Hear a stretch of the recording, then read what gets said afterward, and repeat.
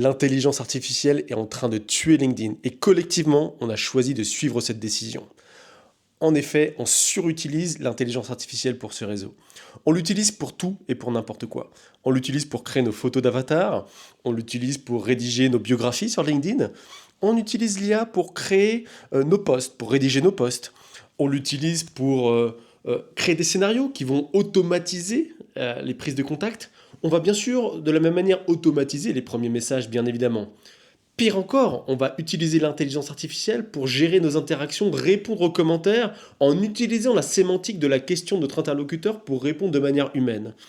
Aujourd'hui, pour faire simple, on estime que plus de 40% des interactions sont liées à l'intelligence artificielle. C'est d'une tristesse infinie et ça amène surtout à des dérives colossales.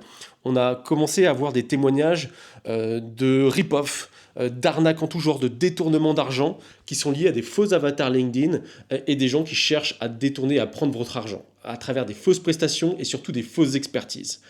Et ça, c'est les dérives classiques de l'intelligence artificielle qu'aujourd'hui on ne parvient pas à contrôler. Donc en réalité, ces dérives-là, de l'utilisation massive de l'intelligence artificielle, vont amener à d'autres phénomènes. On voit le phénomène du personal branding qui émerge, puisqu'on va en retour à l'authenticité sur LinkedIn. Sauf que ça encore, une fois, c'est géré par l'IA. On pousse l'IA sur ces interactions, à créer les scripts de nos vidéos, à gérer des vidéos avec des tempos spécifiques pour manipuler l'esprit des gens et les capacités cognitives des gens. Donc ça devient n'importe quoi.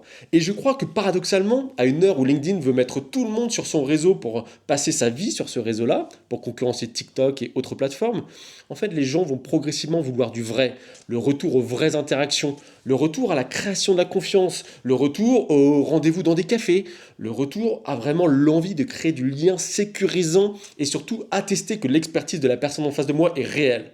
Parce qu'aujourd'hui, sur les réseaux, rien ne vous dit que ce que la personne vous dit en face de vous dans une visio ou surtout sur des posts est réel. Et moi, personnellement, j'ai choisi depuis janvier 2025 de faire de plus en plus de rendez-vous.